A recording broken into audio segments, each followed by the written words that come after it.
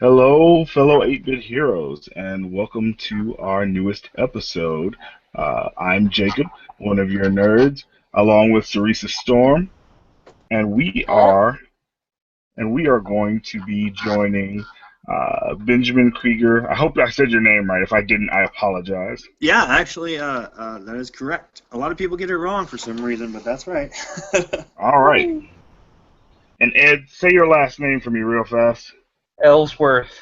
There we go. And Oh, Edward Ellsworth, and they are the creators of Black Suit of Death, a new Kickstarter project that is currently on Kickstarter right now, waiting for your precious, precious donation because it is an awesome book.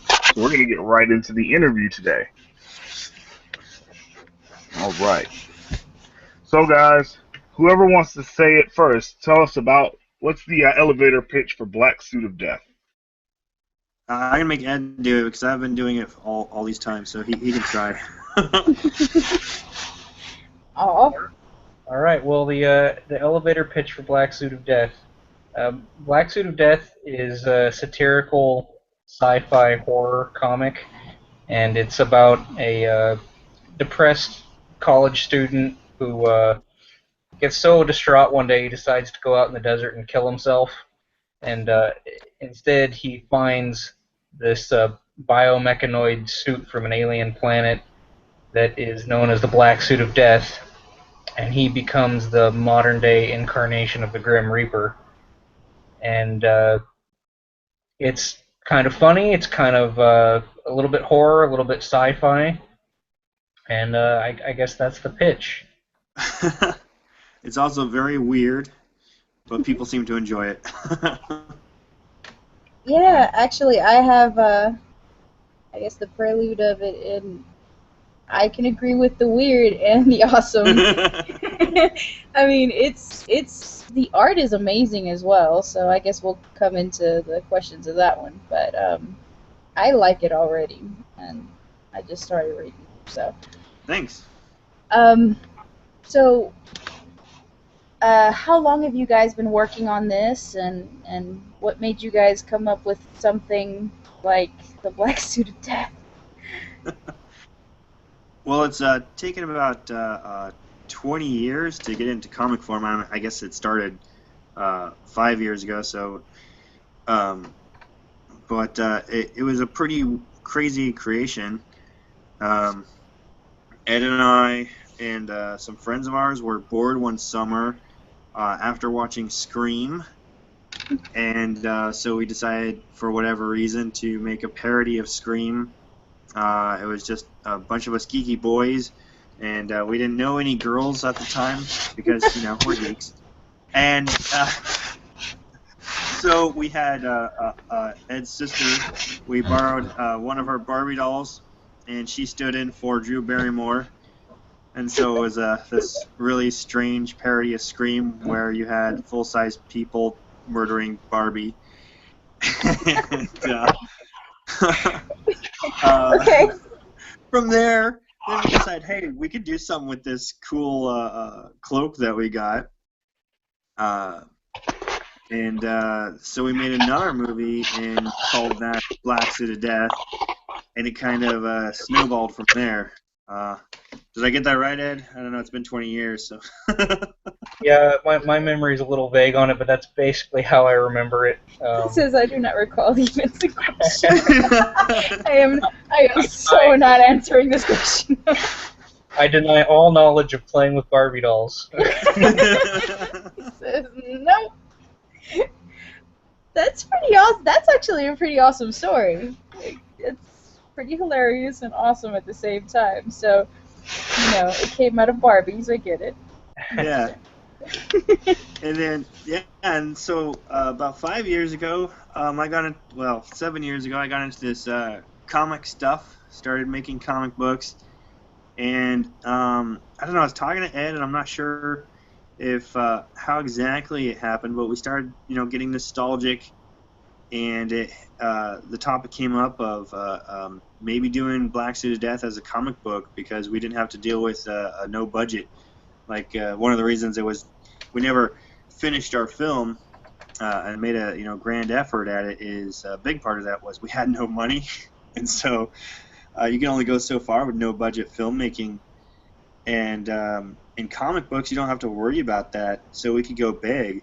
And Ed took that opportunity to throw in all the sci-fi stuff, and it just got awesomer and awesomer. Yeah. Went a little bit crazy with the story at the beginning. Now, for the listeners, when you guys see the art, you'll understand what they went like crazy in the beginning. I mean, literally, when you open the book, it just kicks off running. You hit the ground running, honestly. So, I get it. It's pretty awesome. Yeah. Yep. That's what we really wanted to do with the first introduction of the character, is make it really exciting, try and make it as action-packed as we could. My goal, and I don't know if Ed was sharing this, I can't remember, but my goal was to actually make like a 6-page zero issue, kind of like a throwback to the 1990s and all those zero issues and half issues. And then it grew to a 12-page, and somehow it ended up being, I think the final page count is 19. And I blame Ed for that, but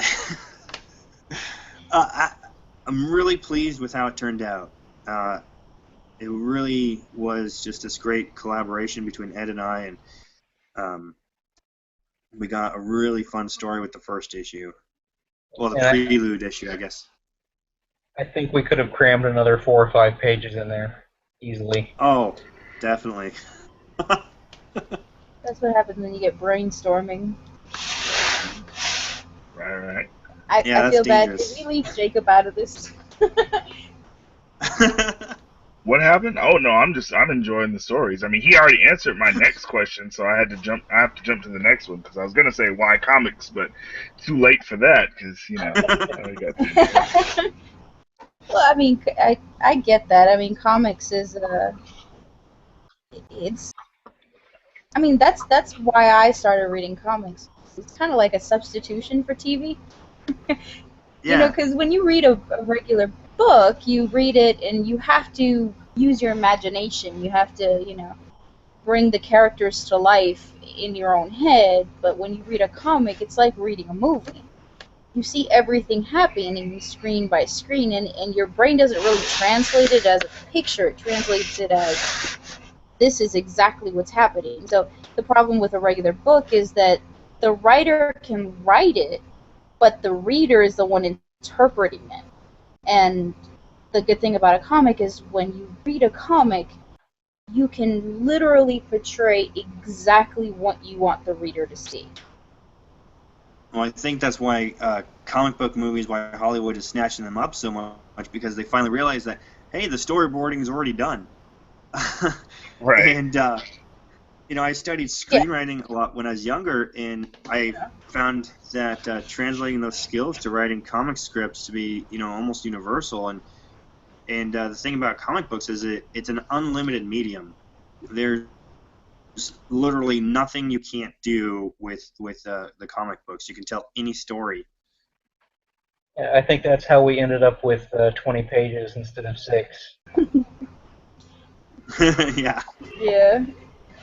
Kind of like that episode of when Green Lantern was like, "Ooh, and I'm gonna make this and I'm gonna make that," when they're all little kids. Yeah. I don't know if I'm Yeah, like, I know what you're talking Green Lantern, about. just go crazy, John. Just go League crazy. Unlimited or something. Yeah. Yeah, that's what it was. So it was just go crazy. Well, You have ADD. Yeah. all right. Well, let's see. Getting back to the Kickstarter itself, tell us about where you're at, what's your goal, and for those that are going to participate in the Kickstarter, what are the stretch goals? What are the different things that the Kickstarter donors can expect to get? Well, that's a big question. We had we have a lot of high hopes for the Kickstarter. Like you mentioned, the stretch goals. We haven't posted those yet because I was hoping to get to 50% before we do. One of my goals is to try and raise enough money so I don't have to do another Kickstarter. Hmm. So we have our first story arc is about 6 issues. The overall story arc right now is 27 issues. So one of the stretch goals was to raise enough money to do more issues. So each issue will cost somewhere around $4,000 just for the art. That's not including covers. And then I would like to add a stretch goal somewhere around I don't know. I think it was $12,000 where we added enough money to do a print run Hmm. to sustain national distribution through Diamond. They like to have all the comic books printed up and sitting in their warehouse before your book is actually in the catalog. So it's an interesting system they have. So you have to be like prepared and everything done before they try to sell it. And so there's a lot of risk there, and it's very scary for a father of 4 who's Right. trying to follow this dream into professional comics. So the stretch goals were kind of aimed at that. One of the rewards I wanted to do as a stretch goal was a glow-in-the-dark T-shirt. It was a little too expensive to add into the regular reward tiers, so I haven't placed that in there just yet. But I'm really wanting to get to that. I think that would be a lot of fun, and I love glow-in-the-dark T-shirts. I got Spider-Man one that's pretty awesome. You're gonna have to have pictures of that now. So I have a question. So when you get this off the ground and you're doing well, how many issues do you guys plan on? Do you plan on doing a continuous, or is it just a limited run where you finish the story, or how do you plan on doing that? Black Suit of Death, because the way we set it up, because it's the true story behind the Grim Reaper, we can tell an infinite amount of stories throughout history. So I already have a couple in my head for the Angel of Death and during the Egyptian Exodus, the guy that killed all the firstborns of Egypt. That was the Black Suit of Death. The Black Suit of Death was there during the Black Plague. In the series, this might be a spoiler. You'll discover that the Black Suit of Death was actually involved with the Nazis. They were trying to learn how to duplicate it. And so there's like all these spin-off ideas that I have as well. There's just so much potential with this character that you could write him forever, I think. At least that's how I feel. I don't, Ed, you want to write this till you die? I don't know what's your opinion. Well, probably. I know that you've got ideas for those stories like in Earth history, and I've got some ideas for stories. The Prelude takes place on a planet called Utopia 9, and Utopia 9 is named Utopia 9 because Utopia 1 through 8 were all destroyed. So I had this idea to do another series about the utopias and how they ended up destroyed, basically like real prequel stuff, real sci-fi. That would be very interesting. Right. Yeah, That's where the sci-fi would come in. Yeah, so there's like infinite stories. Like before he gets to Earth, before he was even created, there's I'm starting to see it as kind of a universe of its own. Right, and that's the vision that I was trying to figure out, if it was a one story, kind of like a movie would be, just a one-time thing, or are you guys literally building a universe around your characters? So I'm definitely building a universe around I have actually 2 spin-offs already planned, except I don't want to spoil them, but there are like 2 no spoilers. comic ideas that I have that'll spin off the modern tale and they'll build our kind of, I guess it's like an anti-superhero universe. I don't hate superheroes, but I think that's kind of what I'm building, though, at least in my head. And Ed has really great science fiction ideas. And I just enjoy coming up with really bizarre things and then trying to make it into a storyline. Which those two concepts actually work together, ironically. All right. They're not supposed to, but they do. They do come together quite nicely. Yeah. Okay.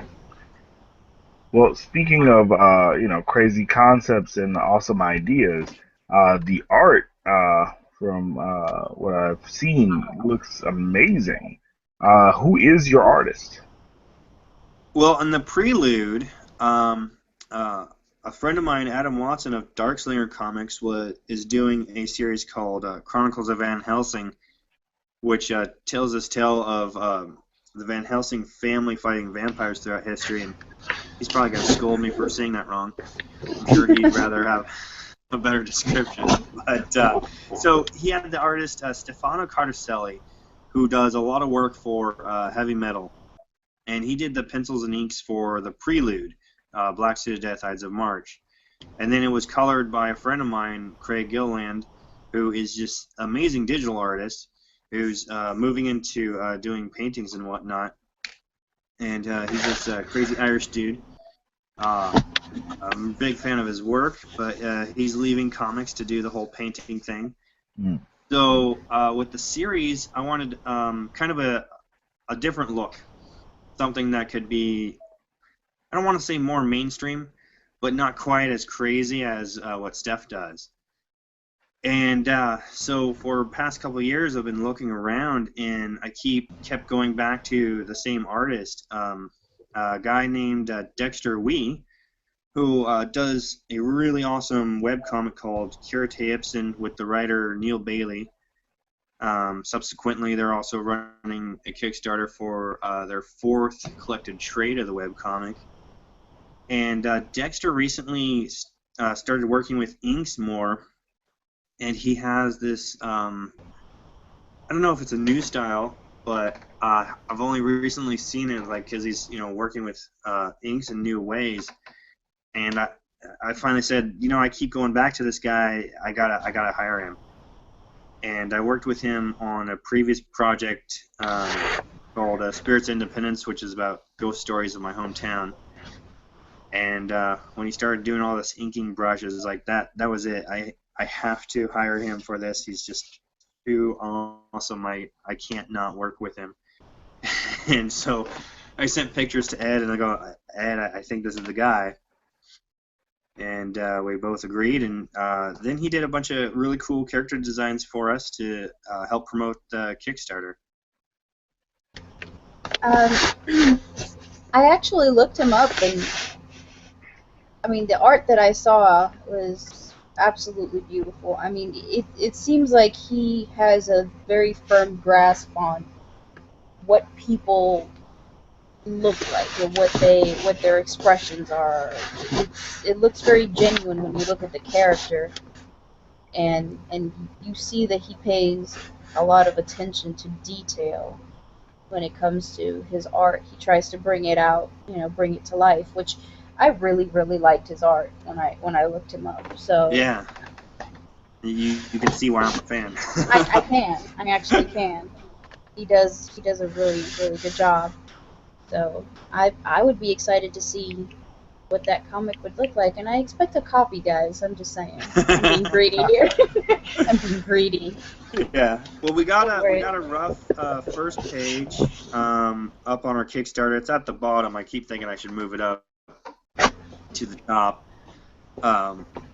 which I think is kind of fun for people to see, because we're talking about stories of the Grim Reaper, and then page 1 is this D&D style dragon bearing down on a couple adventurers, and I really want to see people's reactions. I wish I could have wait, what's going on? What kind of story is this? Because it's just one of those things that might not make sense out of context, but it all makes sense by page 3. So I like to put that out there. That works. I mean, when I first got the message, I was like, Yeah. okay, well, I looked it up and I said, hmm, I don't exactly know what am I looking at? What am I looking at? I don't. And then the the rest of it was like, oh, okay, that's kind of cool, you know. And then that's why I was like, okay, we need to know the explanation. Everybody needs to know the explanation behind the Kickstarter because a lot of people go through the video and they don't really read it. Yeah. So I've been told I need to do a voiceover. yeah, I would agree. I would agree with that. You want to explain to people because the internet's kind of like, okay, I'm gonna click and see what's going on. The music is great, but just don't know what you're looking at. But yeah, it's pretty cool though. It's a very good concept. I'd pick it up. Well, I read it, so there's one person that read it. However, that actually leads me into my next question with what we were talking about. Knowing what you know and the cost involved and things like that, how huge is digital distribution for your project? Like how much of an impact is that having, and how is that opening any doors for yourself and maybe other upcoming creators, that you've seen? um, not so much so far. Now, we've been on DriveThruComics.com for several years, Hmm. and though they were the first digital distributor of comic books, we've actually struggled to make sales through them. So when or say, when I finalized Black Suit of Death and made the penultimate edition, I submitted it to Comixology, and when they accepted, that felt really, really cool because for one thing, they go through everything and decide if this is going to sell on their site or not, and so it's kind of fun to be judged worthy there. And we just got up on Comixology, but we won't know our sales until the first quarter's over. They don't have a publisher page just yet, where you can keep track of sales on daily or weekly basis. So we're waiting for those numbers to come in. Kind of feels like the olden days when back in the day when you could still pick up a comic on the newsstand. The publisher wouldn't know how many of those sold until months after they released it. So in a way, it feels like, oh, we're being all nostalgic and we're back in the day. We gotta wait like the old guys used to. So I don't know. That's a weird answer, but I got you. I got you. Okay, definitely. So with all the avenues for people to pick up or to consume, the product. Uh, Let me ask you this: with Black Suit of Death, with what you're trying to accomplish, and most likely will accomplish, hopefully, um, is this going to be your main project, or do you see yourselves, if this is successful, doing more projects and really just, filling your catalog and your body of work? well, my goal is to be a publisher. I'm primarily a writer, and I love writing, but I've discovered that publishing is just as exciting. And so far, I've published and helped print about 20 comic books, maybe a couple more. I'm sure I'm forgetting one or two. And getting to help other writers and other artists get their books out has been a lot of fun, and I'd really like to do that sometime in the future.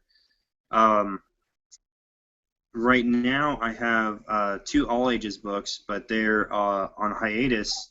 But I'm working on a collected trade of my all ages book, The Less Than Historical Adventures of Little Lincoln, Mm-hmm. which tells the story of a 10-year-old Abe Lincoln going on adventures with characters from American folklore.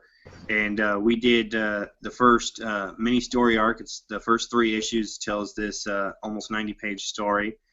And so we're actually prepping those files for a collected trade that right now I'm planning on releasing through Amazon's CreateSpace. With any luck by February of next year. And then we're working on the 2nd issue of our all-ages book, Super Vampire Bunny, which contains characters created by my niece when she was 9 years old. And it's the story is written by my brother, and he does the art. And I've adapted the story into a comic script, so I got a little credit there. And we're working on the 2nd issue of that right now. But I think Black Suit of Death is going to be our flagship series. We're putting as much energy into this as possible. Ed and I are polishing up all those scripts that we've had on the shelf for years, and making sure that we're telling a cohesive story that will allow us to do all these offshoots that we have in mind. And the idea is to get that book, be that first in previews, and get it out to comic shops. Right now, we're focusing excuse me, I'm stumbling over my words. Right now, we're focusing on digital distribution, mostly because I have a lot of my time. It goes to my kids, and so I fear that if I opened up a web shop, I wouldn't be getting the books out on time, and so I have avoided doing that so far. But I think if we got a series going, I would have to reconsider and find some way to become my own distributor. I see. Okay. Cool. Well, that's I'm good. totally making excuses, aren't I?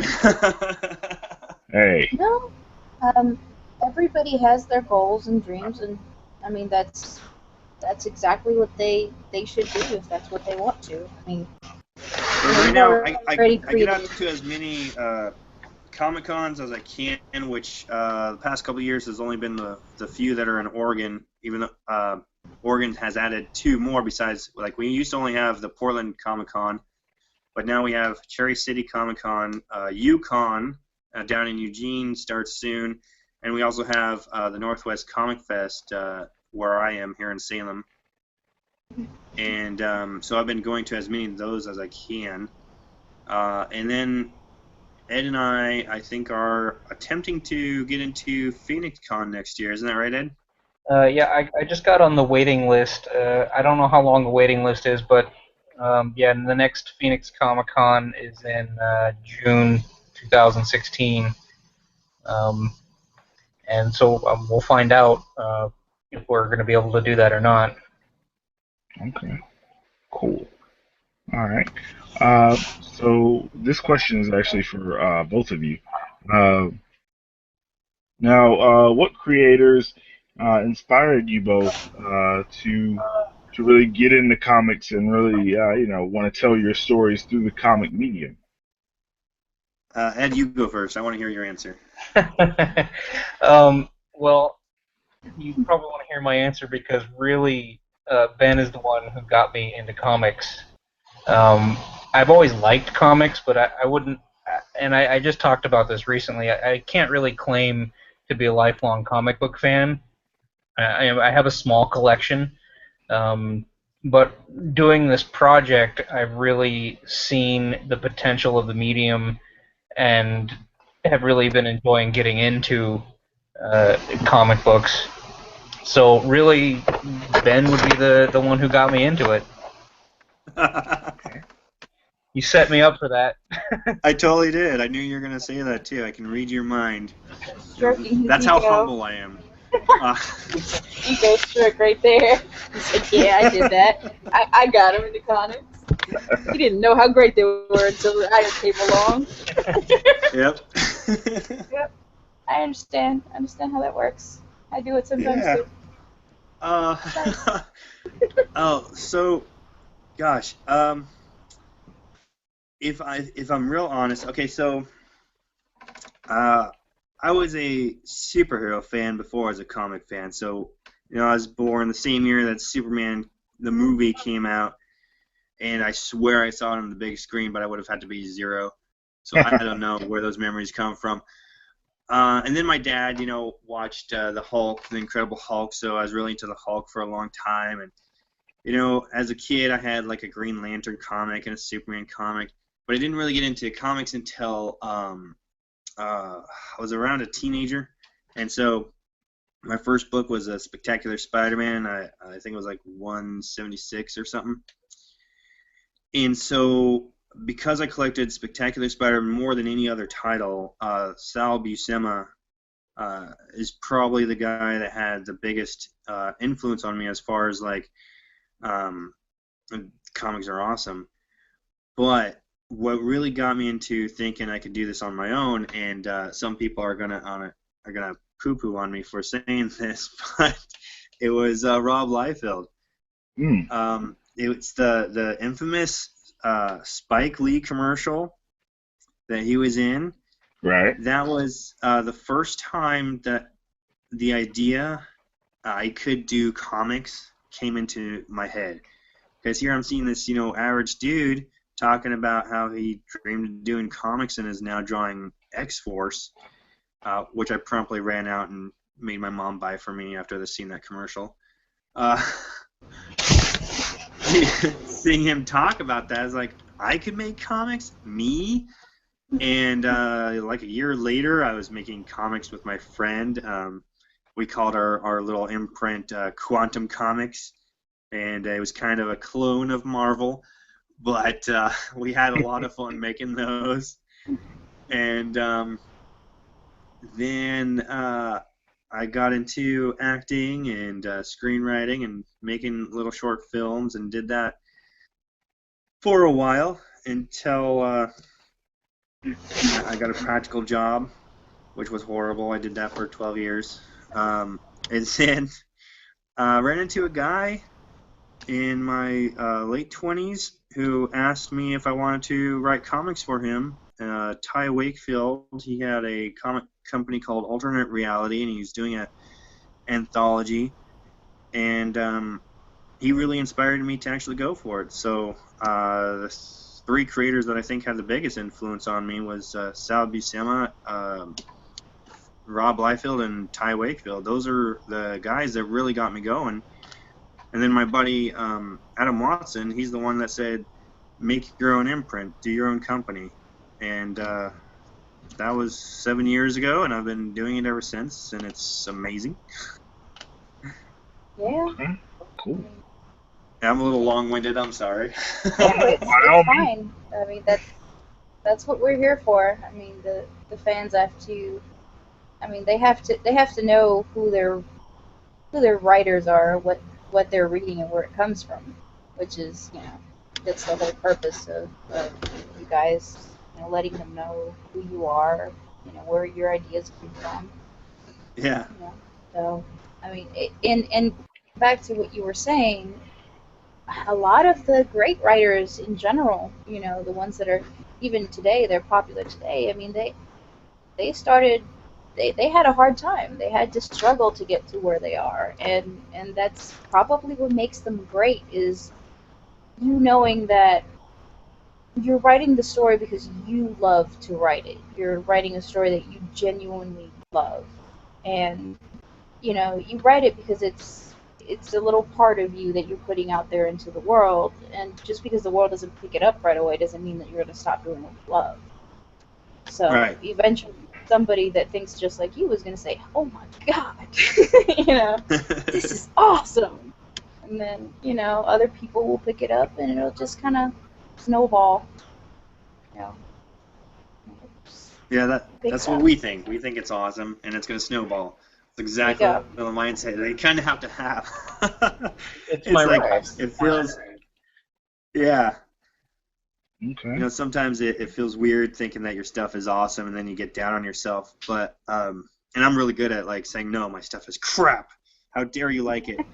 But what's really exciting is that during this Kickstarter, early on we got some really big investors, and then we get these compliments, and I shared some with Ed a while back, and it's just these people, without even just reading like what the story is about, without actually reading the comic or the prelude, they're really excited about it, and that helps us stay excited about it, because I know I struggle with motivation as much as our main character does, and so it's exciting to get those little tidbits back. And I was at the Northwest Comic Fest recently. That's here in Salem, and we had several people come up to our booth looking for the next Black Suit of Death comic.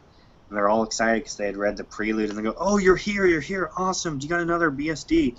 And it was like humbling, and then like bittersweet, because I had to tell them, "No, it's not done yet," and we actually have to do a Kickstarter to try and get this thing finished. But I'm really glad that we're doing a Kickstarter. Whether it's successful or not, because it's been a really great experience. Learned a lot about it, and it's nice to get that feedback, that, okay, you're on the right path, just keep on going. I've been at this independent comic thing for 7 years, and it's got its ups and its downs, and sometimes you can take the downs a little too personally, and so it's nice to get those little comments, even if it's just, your book is cool, sometimes that's all you need to go, okay, I'm on the right path, I got to keep going, because I can't imagine not doing this.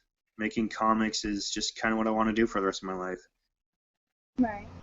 And I mean, me and Jacob especially, we're not easy on creators. I mean, that's kind of why, beforehand I'm like, well, do you have a sample? Yeah. Or, show me what you've got, because I saw the Kickstarter, but what else you got? And Yeah. we're not easy on them, and we won't just anybody say, be. yay, your stuff is awesome. We don't. We'll give you constructive criticism, but Yeah. honestly, I just I read it, and I'm just like, I really want the second issue as well. So That's awesome. and like I said, Jacob has written criticisms on he does reviews on Nerd Locker, and he hasn't done one for a while, but I really and, appreciate constructive criticism. It makes me a better writer. Don't go and call me an asshole or something rude like that. But that's not criticism. That's just mean. Do find something that you can criticize constructively and tell me, okay, well, I feel that maybe this could be better. Maybe this area you need a little work in, because I feel you should always keep learning. You should keep learning. You should keep practicing your craft. I don't think you ever really become a master of your craft. And I think that's the goal you should have. The goal shouldn't become to become a master. The goal should be the journey to become a master. Right, and that's how the greats get complacent, and their work starts sliding off the wayside, because they get comfortable. And yeah, don't let yourself get comfortable. Right, don't get comfortable. That's my greatest fear. Right, and it's actually a lot of people's fear, believe it or not. Get comfortable, and then your work doesn't have the same. It carries the same value after a while, but it's not the same potency that it would when you were, on the grind and that hustle, that you have to do to get on. But no, honestly, I did read it, and I'm actually was gonna ask you. So, how soon do we get the second one after your Kickstarter finishes? I have an answer for that. I'm really confident, because I've worked with Dexter Wee and Jeremy Kahn before. I know what their speed is, and provided something that I didn't see beforehand, I feel pretty confident we can get this done by the end of the year. I've set the reward tiers for December, because I think we can actually accomplish that. Not because I'm like trying to be super fast or anything, but I felt that was a pretty reasonable goal for the team that I have. My greatest worry is that something comes up that prevents that, and then I'll have to say, "Oh, I'm sorry, backers." I'm gonna But push it back a few. Dexter is one of the fastest artists I've ever seen, and I believe he has the skill to get this done as soon as we have the money to pay him. He works as a comic artist for a living, and he lives in the Philippines, and so that's his whole job. And so it's really important to me to make sure that he gets paid before we, ask him to spend hours drawing our book. Gotcha. Okay. I mean, I understand that. Like I said, I've seen his work. I get that. I don't know. I don't think your backers would be extremely mad if you get, hey, it's going to be a month off or, a couple months.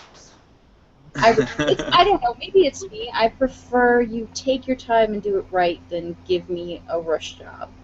But that's just me. Right. So. Yeah, well, I don't like rushing things. When I say he does things fast, he still puts in 100% quality. Well, more than that, I think. Yeah. Like I said, I hire artists that I'm a fan of. So if I don't like your work, I'm never going to hire you. If you do awesome work, I'm going to, beg to work with you, which I've done once or twice, maybe. Let's not put that out there. No, I'm just kidding.